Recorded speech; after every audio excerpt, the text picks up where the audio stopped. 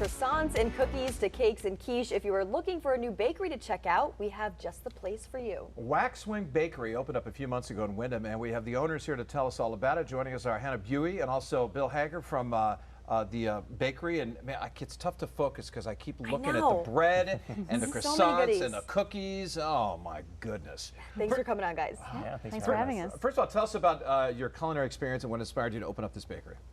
Well, we've both been in the industry for a long time now, over 15 years. And I've always liked baking ever since I was a kid. And we felt that with our combined experiences, we've worked in restaurants, bakeries, that opening a bakery was more akin to the lifestyle that we wanted to have. And so it's always been a goal of ours to have our own business. And once we moved to Windham, we decided that it was time for us to do that. So you guys are obviously located in Windham. Mm-hmm. Why did you pick that area and what drew you to that location specifically? Yeah, I mean, we wanted to be somewhere close to home. There's long hours within the industry, so being, 5-10 minutes away from where we work is always a big plus for us. And we felt like that area where there was an opportunity for us to open something and be really excited about what we're doing and get the local community excited about what we're doing as well and bring something that may not have been previously available out there. Let's talk about, first of all, what you brought with you today, and then we'll talk about what else you guys, of course, feature at your bakery. But first of all, let's talk about what's on our table right now. I see this one is of the important part. The biggest loaves of bread I think I've ever seen in my life. Yeah, so we specialize in laminated pastry, so croissants, and also sourdough bread. This is all naturally leavened. You have before you, we have blueberry danishes, traditional croissants, a cardamom morning bun. This is a almond croissant, which is probably one of our most popular items. Chocolate croissants, and then an assortment of cookies. We have the dark chocolate thumbprint in the front, sesame almond cookie, which is actually gluten-free and dairy-free, a ginger molasses cookie, and a brown butter rye chocolate chip cookie. What's your biggest feature at your bakery? What do you mean? Like, what's the biggest thing that you maybe didn't bring that you guys feature there? Oh, I don't know. I feel like this is a pretty good assortment. Oh, we also have tandem coffee, espresso drinks, Cakes. cakes. Oh yeah, we didn't bring a slice of cake today. Yeah, It's also very popular. Yeah. We usually have a cake by the slice. Awesome. And do you guys both bake, or is there one of you that does the baking? I'm the majority in the kitchen, but Billy also helps out too. Yeah. Hey, let's talk about the name of the bakery. I mean, I seem to think I know a lot about history, a lot about nature, but when I asked you like where you got the name Waxwing, I had no idea it was a bird. And it's in Maine. Talk about what made you guys think of that idea. Yeah, so when we moved to Portland, we had a apple tree right outside our kitchen window, and one day there was a large group of waxwings that were sitting out there. We had no idea what they were, so Hannah sent a picture of them to her brother, who's a big birder, and he told us that they were these birds called waxwings, and they like to congregate and gather in big groups. They like to kind of overindulge at times, and so we thought that was an apt name for a food establishment where people can kind of come, hang out, gather, enjoy themselves, kind of maybe overindulge a little bit. Yeah, I like the sound of that. Yeah. Yeah, that's pretty catchy too. So you guys opened up in December, to my knowledge. How has business been like for you guys? Pretty great. Yeah. We really, having had a little experience working in Maine, it does get very busy in the summertime, but it was really important for us to kind of get a local following before that happened. So it's been really great to be able to open our doors in the winter time, which might be a little slower overall, but it seems like Windham is really happy that we're there. And speaking of that, let's talk about the Windham community and being part of that community with your business.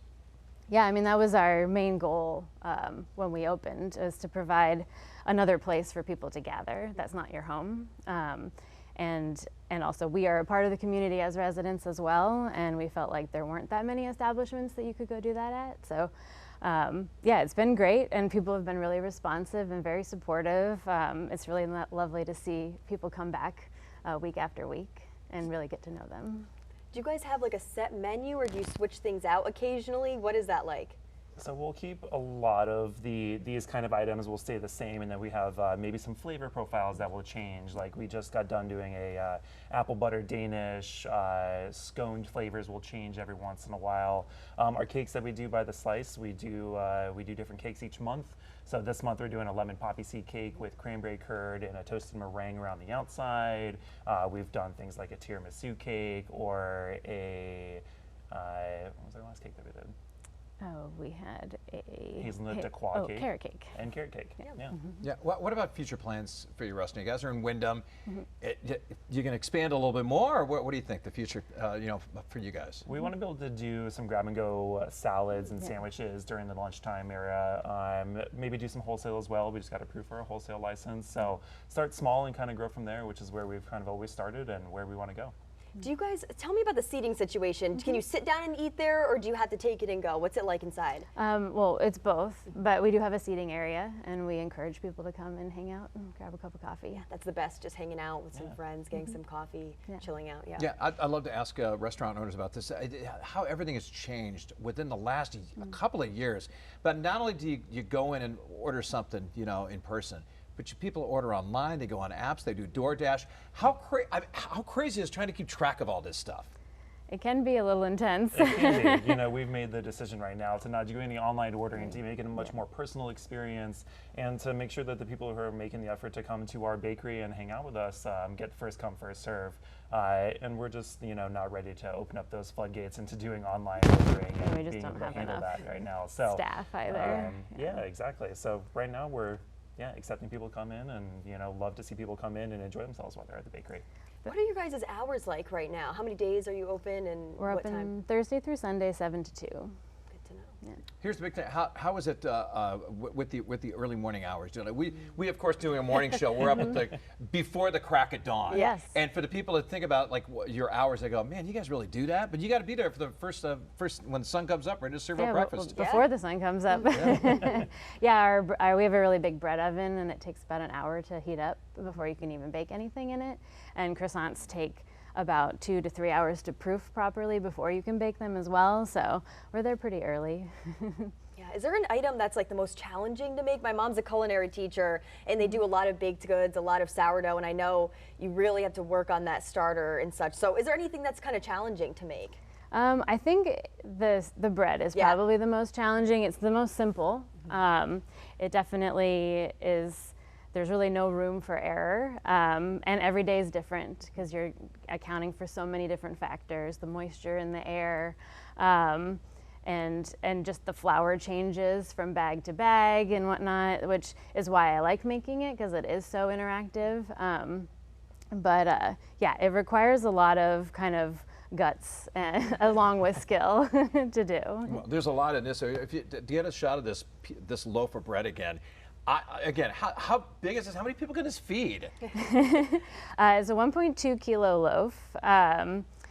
I don't know. Some people say it doesn't last more than 2 days in their household, and other people. We also sell it by the half for people who aren't able to eat a full loaf, and it freezes very well. What's the best way to eat? Just with some butter, or what? For bread like that? You can do whatever you like with it, really. I mean, it's great for sandwiches. It's great for table bread. We enjoy, making stews sometimes with it, and like the really nice kind of crusty exterior on it adds like a nice little you can dip it into soups and things like that. So that's really wonderful. So really, whatever you like. Yeah, so good. I love it with hummus. Just remind us again where your address is so people can find you. Yeah. We're located at 868 Roosevelt Trail in Windham. And do you have a website or not? We do. What's the website? Yeah. Waxwingbakery.com. That was easy. Simple enough. Sounds good. And I'm glad you guys taught me what kind of a bird that was. Yeah, me too. See, look at that. Well, thanks for coming on. Yeah, Thanks for thanks for having having us. All right.